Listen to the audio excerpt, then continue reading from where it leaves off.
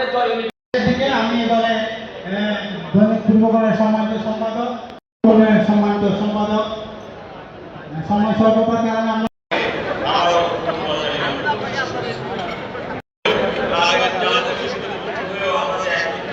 আমরা যদি আমরা চালিয়ে যাই আমরা পেরেছি এই ক্রান্তিকাল থেকে পেরেছি একটা অনেক ভালো লাগে।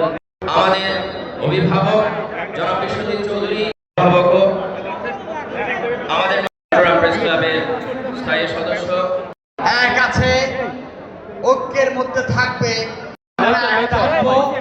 আমরা সবাই মিলে। আমি প্রথমেই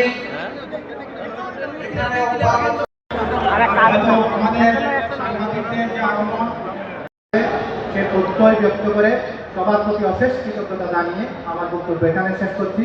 সবার প্রতি অশেষ কৃতজ্ঞতা। পক্ষ থেকে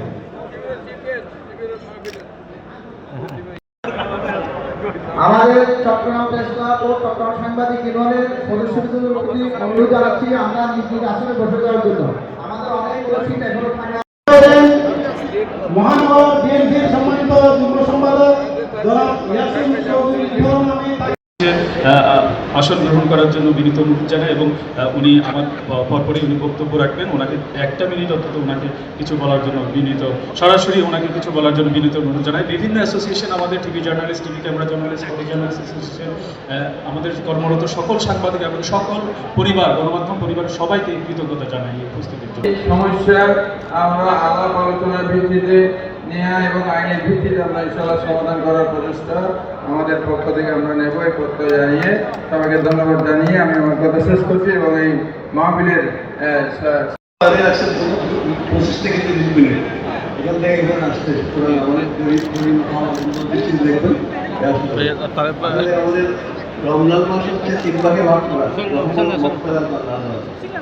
এখন আমরা মধ্যে আছি, অথবা আমরা ক্ষমা চাওয়ার জন্য যা কিছু প্রয়োজন সেটাই হচ্ছে। তবে একটা কথা আমাদের আমি যে এখানে বলার চেষ্টা করি, এটা হচ্ছে আমাদের ধর্মে যে কৃষ্ণ সাধন এবং সবকিছুর কথা বলা আছে, এটা কিন্তু অন্য ধর্মাবলম্বীরা সেটা ভালোভাবে ব্যবহার করে। আর আমরা আমাদের যে যা কিছু করার, আমার ধর্মে যা কিছু করার আছে সেগুলি আমরা করি না।